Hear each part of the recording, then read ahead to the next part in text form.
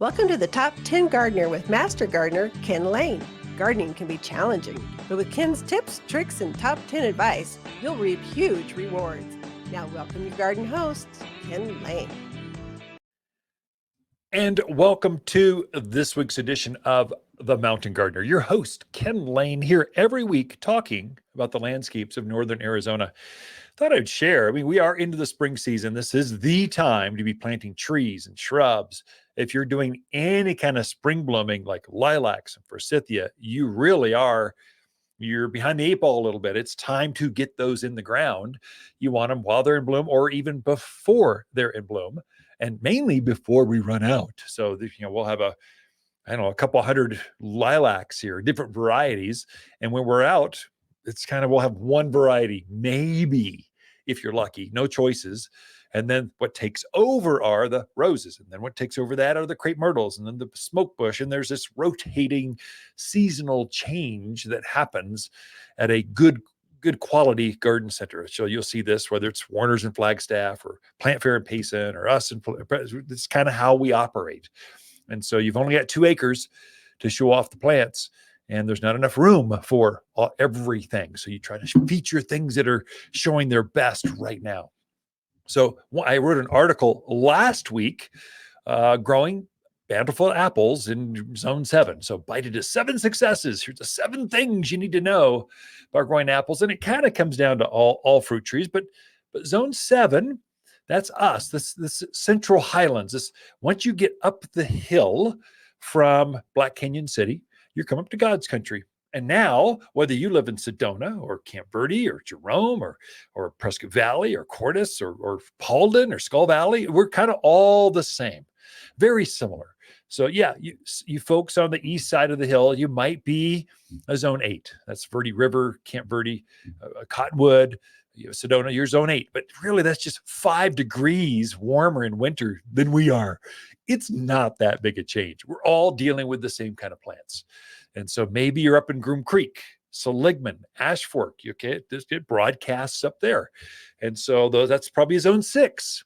That's 5 degrees cooler. You need plants that go down to about 0. We need plants that go down to about 5. And the other side is about 10. It's cold in the winter.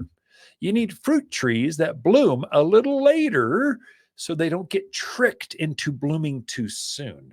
That's the secret. And so stay away from those desert. First of all, when a radio show or podcast, or you're going to Phoenix, you're seeing palm trees, they're talking about citrus.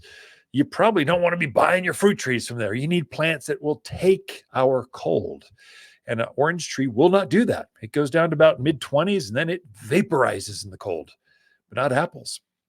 I featured apples specifically because it's the #1 seller. And it's the easiest to grow, most consistent of all the fruiting trees, apples and pears. They're the most consistent at fruiting, setting fruit every single year. And so Zone 7 is going to be plants and go down about 10 degrees or so. And so you need to go some serious cold. And then varieties that bloom late in spring. And I'll mention a couple that they're kind of the top 10 fruit, apples that we find here that produce consistently, they've proven themselves, and that are popular. The main thing to watch with all your fruiting plants, they need sun. So location is everything. So they need at least 6 to 8 hours of sun is going to be the secret. If you give them that much, more sun equals more fruit because it's photosynthesis. They're creating all that sun to create all the fruit. And so it'll help it with that. And so you need a well-drained soil. So if you're out in that valley area, Paulden, oh, you poor folks, you've got great water table, but boy, is the soil hard. Oh my gosh. And you've got wells that are unlimited in their water. So you tend to grossly overwater things. That's not going to make a fruit tree happy, especially apples. They want soil that drains is kind of the key. The way you help with that is you dig a hole that's rich. So you dig a hole that's the same depth as the bucket, 3 times as wide, because all fruit trees, their roots go sideways, looking for nutrients, looking for water and air. They're just searching out sideways, not down. They don't have a tap root. They got a very fibrous root mass that goes sideways. So if you know that's how they're going to grow, encourage them. So a nice saucer shape, 3 times the width, same depth. Amend that soil because they like rich soils. Again, drainage is key. They want to be able to breathe at the root level. The way you do that is you introduce compost or mulch. You folks in the Midwest, you said mulch is like shredded bark. No, we're talking about a composted material introduced into your soil. It's going to do 2 things. It attracts more worms. Plants love that. It's going to keep the soil from compressing back down so the roots can get through it. The tree's going to love that. And then it keeps that whole process going so you get a bigger root mass on this plant. You'll get more fruit that way. Also, fruit trees, they need to be at least, I would say apples on average, about 6, 7 years old before they're old enough to actually start producing fruit. It's a maturity thing. So they just need to be they got to be at least a teenager, age-wise, as far as trees go, to start producing fruit. They don't do it as a young whip or smaller stage, or they shouldn't. And so about 7 years old is the average age of all the fruit trees we have here at the garden center, because we know folks shopping here, they're not looking for best price. They're looking for something that I don't want to wait. I want it producing this year. I want apples this year now. So sometimes you can find it at a box store for less, but it's a whip. And so it hasn't been at the farm long enough to start producing. It'll be in your yard for 2, 3, 4 years before it's actually old enough to start producing fruit. Watch your age.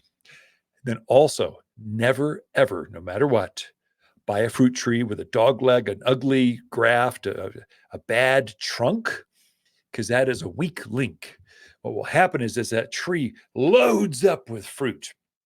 That's the weak link. It'll break or fall over or cause issues. Also, it's ugly. So you don't want a dog leg tree. It just has this bend in the trunk. You want to be good looking. As a pretty tree grows, it gets more voluptuous, more beautiful, more the canopy. So ours are a little bit older because we can spend more time on the trunk. We can spend more time on the scaffolding or the structure of the shape of the canopy, so the structure can hold more fruit as it matures. There's some benefits to paying a little bit more for a whole lot more plant in the long term for your yard. Then pick your favorite. Now, most fruit, apples specifically, they generally need 2. They need a buddy, and they need to cross pollinate, and they can't be the same. You can't have 2 Honeycrisps or 2 Golden Delicious or 2 Galas. They've got to be a Honeycrisp and a Fuji, a Granny Smith and a Pink Lady. You need 2 different ones to help pollinate each other. A Honeycrisp is not going to cross pollinate a Honeycrisp. It needs a Gala or a Fuji or something else. So think in those terms too. That's why the fruit cocktail trees are so popular for smaller yards. We've grafted honeys, Pink Ladies, Grannies, all on the same tree. So you've got it's pollinating itself. It also takes the pressure off of harvesting. So a bigger tree, you're going to have 5 bushels of apples. What do you do with that? And they got to all be harvested at once. Well, with a fruit cocktail tree, you can harvest the Granny Smiths. Then you go for the Fujis. Then you go for the Golden Delicious, and they ripen at a sequence. So it takes a little pressure off. So anyway, that's think in terms of what your favorite is, and then think of another one that's a favorite, because you're going to need pollinators to help grow these apples. I'd say, I put it in the article last week. If you want to take a look at this, it's on our website under the blog post. It's been one of the top blogs, the top articles. All of my articles get stored on our website, watersgardencenter.com. If you're looking, you can find it. Google, Alexa, Siri, help me find watersgardencenter.com. It'll find it for you. But here's the most popular. Honeycrisp, number 1.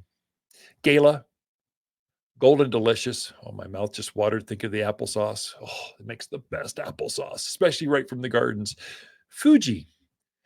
Granny Smiths actually are delicious. They get a bad rap for just being a baking apple, but they are so, if you leave it on the tree for an extra couple weeks, it just melts in your mouth. Oh, and your mouth's watering again. And it's got a crispness, and it lasts a long time. But Granny Smith's a good green apple. Pink Lady and Jana Gold. Those are your top producing, top most popular apples. Again, look at watersgardencenter.com for that entire article.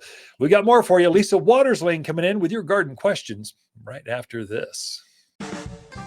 Waters Garden companion plants for March are Oklahoma redbud, mountain heaths, rosemary creeper, Prescott pansies, and fanciful forsythia. Oklahoma redbud grows to just 16 feet tall. This local native is super easy to grow. Vibrant red flowers cloak the branches of early spring. Luscious heart-shaped leaves emerge with a soft pink tinge that matures to a vibrant green. Shop the brightest blooming trees in-store or online at watersgardencenter.com in Prescott. You're listening to Garden Master Ken Lain, owner of Waters Garden Center in Prescott. Join his daily podcast for timely garden advice seasonally right for the gardens. Ken can be found throughout the week at Waters Garden Center in Prescott or through his website at top10gardener.com.